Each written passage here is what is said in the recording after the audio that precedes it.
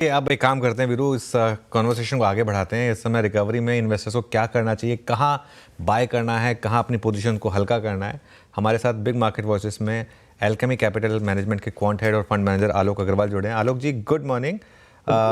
तो क्या मार्केट में एक माना जाए कि करेक्शन खत्म हुई, या फिर अभी it's too early to say that? एक तरह से कह सकते हैं कि करेक्शन एक फेज तो काफी हद तक खत्म हो चुकी होगी। मार्केट पीक से 10% से ज्यादा करेक्ट हो चुकी, और उसको कारण भी मिल चुके थे। कॉर्पोरेट अर्निंग्स में थोड़ी स्लो डाउन थी, थोड़ी इकोनॉमिक स्लो डाउन थी, थोड़ी कैपेक्स में स्लो डाउन थी। तो कारण भी था, एफआई सेलिंग भी थी और करेक्शन भी हो चुकी।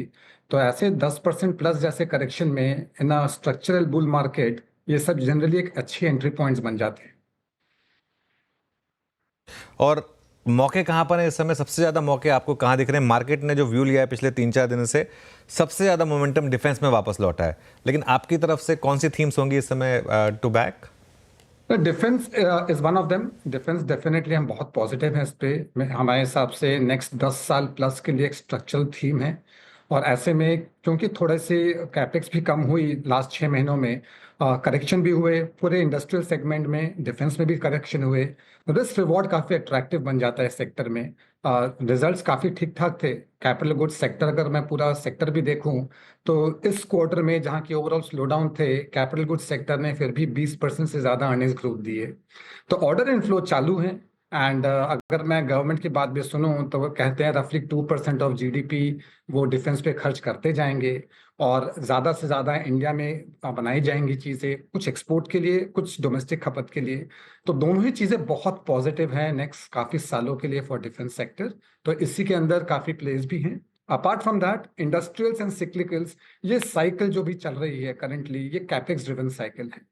और कैपेक्स ड्रिवन साइकिल में कैपेक्स ओरिएंटेड जो बेनिफिशियरीज हैं उस पर हम काफ़ी पॉजिटिव हैं। डिफेंस का मैंने एक नाम लिया, पावर सेक्टर, रेलवेज, ये दो अलग अलग सेक्टर है जिसमें पावर काफ़ी पावरफुल है, क्योंकि इसके अंदर में जनरेशन पे भी एंड डिस्ट्रीब्यूशन पे, as well as both thermal और रिन्यूएबल, सब पे जोर है, सब पे फोकस है गवर्नमेंट का।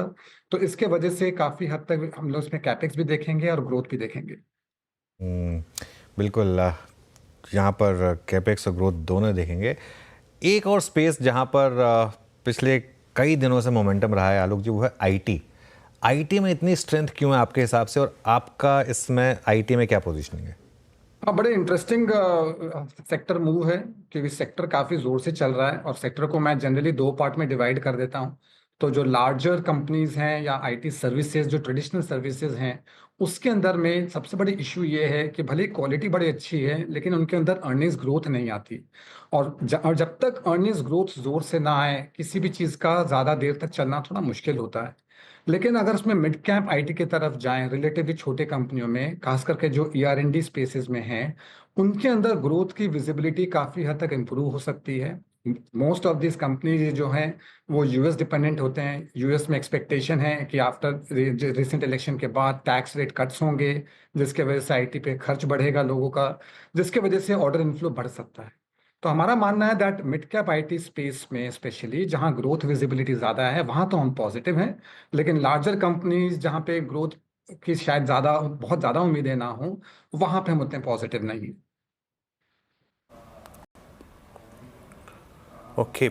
अच्छा, आलोक जी, कुछ ऐसे स्टॉक्स जहाँ पे अर्निंग्स का इशू नहीं था, वहाँ पे प्लेसमेंट का इशू था।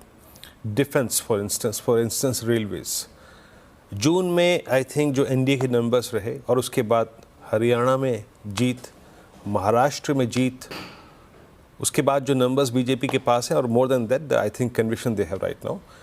क्या डिफेंस पे, क्या रेलवेज पे एक बार फिर से पॉजिटिव कंस्ट्रक्टिव व्यू रख के एटलीस्ट एक फेज को और राइड करना चाहिए? आपका व्यू क्या है इस वक्त? डेफिनेटली काफ़ी पॉजिटिव हूँ। एंड ऐसे भी स्ट्रक्चरल एक मूव थी जहाँ पे फोकस गवर्नमेंट का बहुत क्लियर था। आपने सही बोला दैट जनरल इलेक्शन के रिजल्ट के बाद, और जब तक दो स्टेट इलेक्शन के मेजर रिजल्ट्स ना आ गए, काफ़ी जगह व्यूज डिवाइडेड हो गए थे कि कहीं ऐसा तो नहीं है कि कैपेक्स इन सेक्टर्स से हट के थोड़ा कंजम्पशन की तरफ चला जाए। लेकिन ऐसा नहीं लग रहा।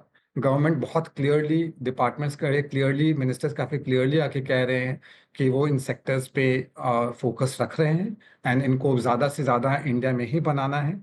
एंड बिकॉज उसको जीडीपी से भी लिंक किया हुआ है तो उसमें काफ़ी विजिबिलिटी ऑफ ग्रोथ नज़र आती है। और बिकॉज ये करेक्शंस हो चुके हैं लास्ट फ्यू मंथ्स में, उसके वजह से रिस्क रिवॉर्ड भी बहुत इंप्रूव हो गया है।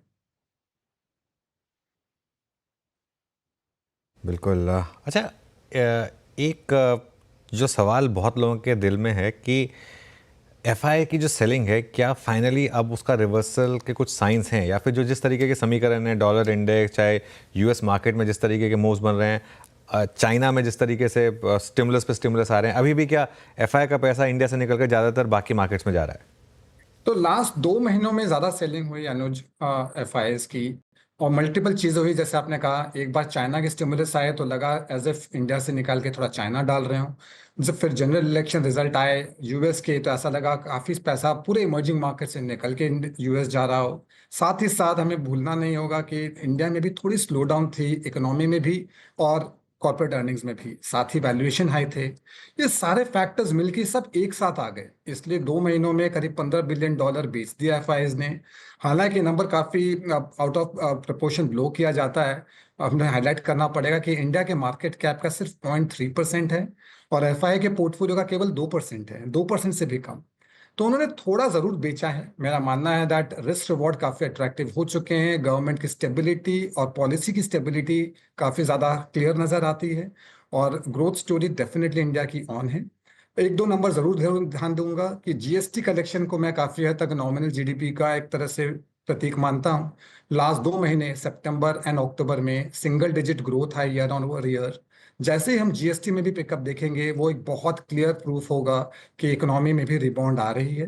तो कैपेक्स साइड डेफिनेटली रिबाउंड हो रही है एंड साथ ही साथ अगर जीएसटी भी कलेक्शन इंप्रूव हो तो वो एक परफेक्ट प्रूफ होगा दैट इकोनॉमी रिबाउंड हो रही है। शायद उसके बाद एफआईएस की फिगर्स शायद सेल से हट के नेट बाय में भी आ जाए।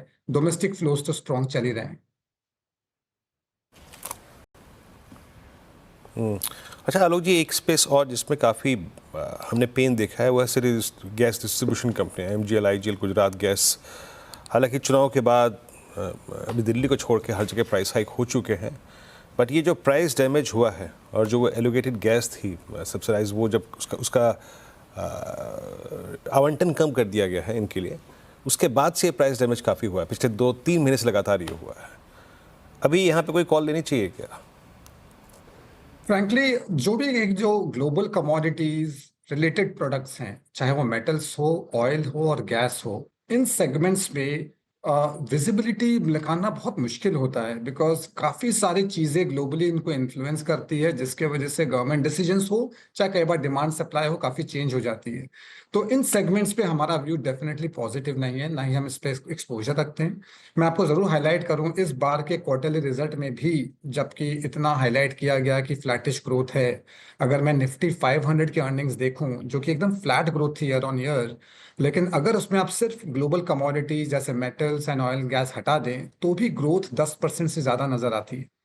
सो ये ग्लोबल कमोडिटीज के वजह से ही अर्निंग्स में वॉलिटिलिटी आती है और प्रिडिक्टेबिलिटी नहीं होने के वजह से हमारा इस पे एक्सपोजर और पॉजिटिव व्यू दोनों ही नहीं है। ओके। और एक एक एक ब्रांच और जिसमें काफ़ी, अगर आप प्राइस डैमेज काफ़ी सिवियर हुआ था, और आई थिंक वदानी ग्रुप की कंपनियां थी सीमेंट स्पेस में। मैं सीमेंट पे एज अ होल आपका व्यू चाहूँगा, since you commented on the slowing down in capex as well. आपने वो बात की, उसको आपने कबूला कि वो शायद फर्स्ट हाफ में जो कैपेक्स स्लो डाउन हुआ, बट प्रोस्पेक्टिव FY26 का रखते हुए, जहाँ पे हमने जिन कंपनियों से बातचीत की वो ज़्यादा ऑप्टिमिस्टिक नज़र आ रहे थे FY26 को लेकर। अच्छी volume growth, not exactly with pricing, लेकिन वॉल्यूम्स ग्रोथ अच्छी एक्सपेक्ट कर रहे थे वो। आपका सीमेंट पे टेक क्या है इस वक्त? जनरल फर्स्ट हाफ में थोड़ी स्लो डाउन थी। तो अगर मैं नंबर्स को देखूं तो बजट नंबर था करीब 11 लाख करोड़ रुपए सेंट्रल गवर्नमेंट का पूरे साल के लिए। उसके लिए उनको 93,000 करोड़ हर महीने खर्च करने थे। पहले 5 महीनों में उन्होंने सिर्फ 60,000 करोड़ पर मंथ खर्च किए, जो कि काफी लो था बजट से। लेकिन छठे महीने में सितंबर नंबर जो था वो 1,13,000 करोड़ पे आया है। तो जो नंबर है ऑलरेडी पिकअप दिखना चालू हो गए हैं। प्राइवेट साइड में भी और सेंट्रल गवर्नमेंट साइड में भी अक्टूबर के नंबर्स वेरी सून अपडेट हो जाएंगे। बट जिस तरह से मैं ओवरऑल ऑर्डर फ्लोज देख रहा हूँ वेरियस कंपनीज के, मुझे लगता है कि अपटेक जरूर आएगा। और द रिमेनिंग जो 6-7 महीने बाकी हैं उसमें अराउंड 1,15,000 करोड़ रुपए के आसपास खर्च करना है गवर्नमेंट को पर मंथ। मुझे लगता है that number will certainly come. And अगले महीने अगले साल भी, और मैं सरप्राइज नहीं होऊंगा कि अगर ओवरऑल कैपेक्स नंबर का बजट करीब 10% से फिर और बढ़ाया जाए।